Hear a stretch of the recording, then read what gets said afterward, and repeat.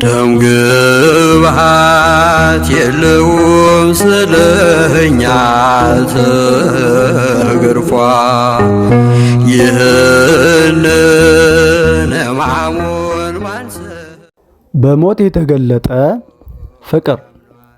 ደራሲ ሊቀ ሊቃውንት ስምዐኮነ መላክ። አዘጋጅ ገብረ መስቀል ወርቅነህ። ተቀበለ እርቃኑን ተሰቅሎ ቀራንዮ ዋለ። ክፍል 16 ሊቶስጥሮስ። አርብ ከነጋቱ 3 ሰዓት ሲሆን በከተማው ሁከት እየተበራከተ በመምጣቱ በወቅቱ አይሁድን ያስተዳድር የነበረው ሮማዊው ሰው ጲላጦስ ሊቶስጥሮስ በተሰኘው ታላቅ የሕዝብ አደባባይ ተገለጠ። ያ ዘመን እስራኤል በባዕዳን ገዢዎች ይተዳደሩ የነበሩበት የባርነት ዘመናቸው ነበር። የነ ዳዊት የነ ሰሎሞን ልጆች በሮማውያን እጅ ወደቁ። የምድር አሕዛብን ሁሉ እንደሚባርክ ተስፋ የተሰጠው ቅዱስ ሕዝብ በአንድ ወቅት እስከ ኢትዮጵያ ድረስ ዜናው ዘልቆ የተሰማለት የፖለቲካ መሪ የነበረባት ምድር ዛሬ ግን ገዢዋ ሌላ ሆኗል። እርሱም የሮሙ ቄሳር ነው።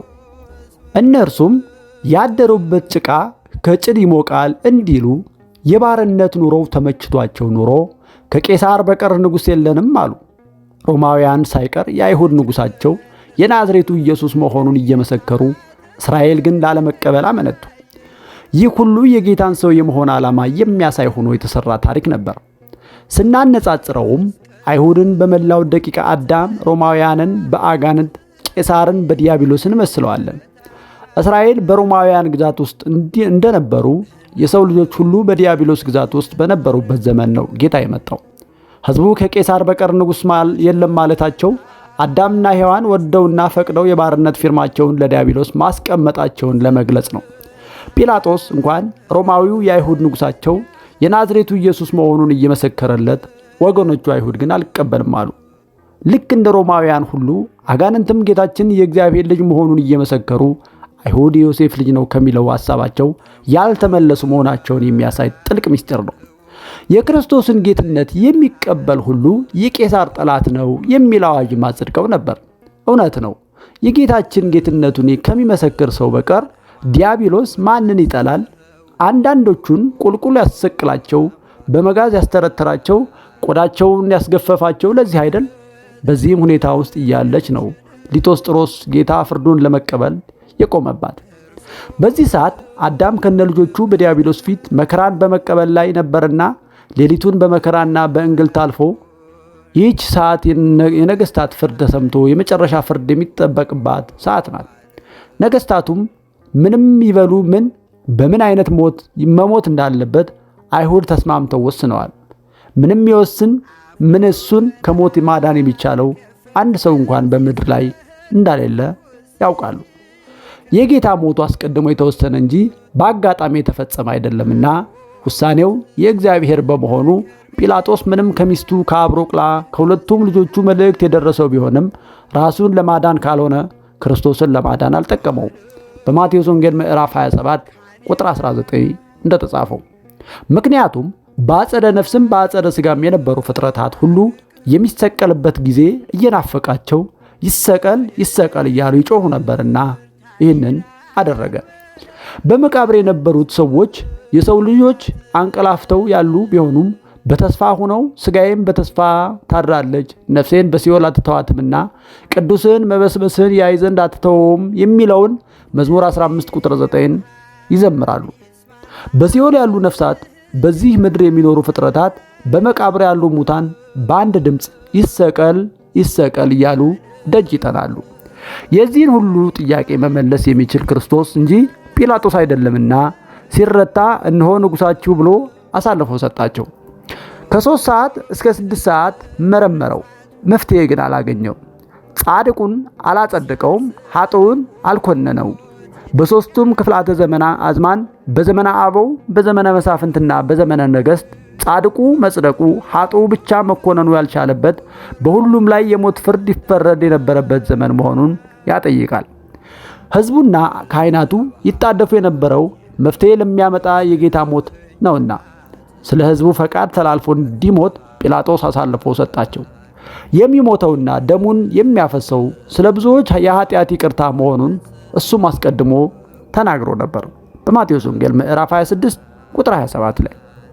ኦርቶዶክሳዊት ተዋሕዶ ቤተክርስቲያናችንም በማሕሌቷ ይህንን ስትገልጽ ከምትጠቀምባቸው ሥርዓተ ማሕሌት አንዱ መቃኘት ነውና መጀመሪያ በዕለቱ ሊባል የሚገባውን ወረብ ከበዓሉ ጋር በሚስማማ ምስጢር ቀምሮ ልብን በሚመስጥ ዜማ አሳምሮ ከሊቃውንቱ መካከል አንዱ እንዲቃኘው ይደረጋል። መቃኘት ማለት ይሄ ነው። ሊቃውንቱ ይህንን የሚያደርጉት ሁሉም የማያውቁት ሆኖ አንዱ እንዲያስጠናቸው ተፈልጎ አይደለም። የሕማማቱ ውሎ ከሚገልጹባቸው መንገዶች አንዱ ስለሆነ ነው እንጂ አንዱ ብቻውን መቃኘቱ አንዱ ይሁዳ የሸጠውን አንዱ ጲላጦስ እነሆ ንጉሳችሁ እንደ ሕጋችሁ ፍረዱበት ብሎ አሳልፎ እንደሰጣቸው ለማሳየት ነው።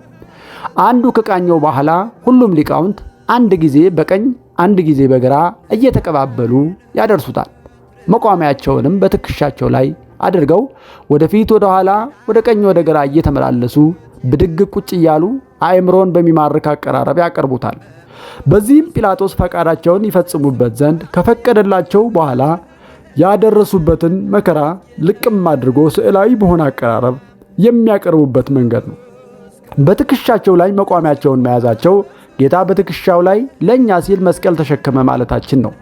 የጠፋ በግ አዳምን በተሸከመበት ትከሻህ መስቀል አሸከሙህን እያሉ በሐዘን ይዘምራሉ። በዚህም ብቻ አያቆሙም። በርከክ ይላሉ፣ ይነሳሉ። መስቀል የተሸከመው ጌታ አንዳንድ ጊዜም በጉልበቱ አንዳንድ ጊዜም በግንባሩ ይወድቅ ይነሳ ነበርና ዝቅ በማለታቸው መውደቁን በመነሳታቸው መነሳቱን ለማሳየት ነው። ወደ ቀኝና ወደ ግራ በመመላለሳቸውም ከሐና ወደ ቀያፋ ከቀያፋ ወደ ሐና መመላለሱን ያሳያሉ። ኃጣንን በግራው ጻድቃንን በቀኙ የሚያቆማቸው እልፍ አእላፍ ሰራዊተ መላእክትን በፊትና በኋላ የሚያሰልፋቸው እርሱ ነውና ወደፊት በግንባሩ ወደ ኋላ በጀርባው ጣሉት ሲሉ በሐዘን ይዘምራሉ። ይህንንም ቤተ ክርስቲያናችን ሰንዳ ቀምራ አስቀምጣልናለች።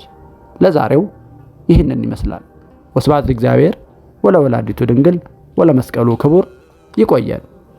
የለውም ስለኛ ተገርፏ ይህንን ሕማሙን ማን ሰው እኮ አምኗል።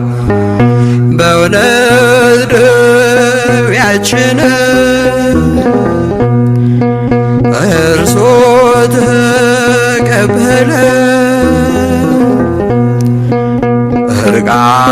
እርቃኑን ተሰቅሎ ቀራንዮ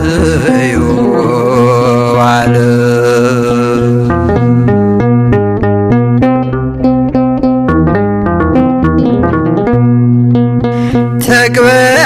ተቅበዝብዘን ነበር ነፍሳችን ቆዝማ እንጥፋ ነበረ በሲኦል ጨለማ። ሁሉም ሐዘን ብሎ ለጥፋት ሲቃረብ አወጣን ኢየሱስ ከዲያብሎስ መረብ።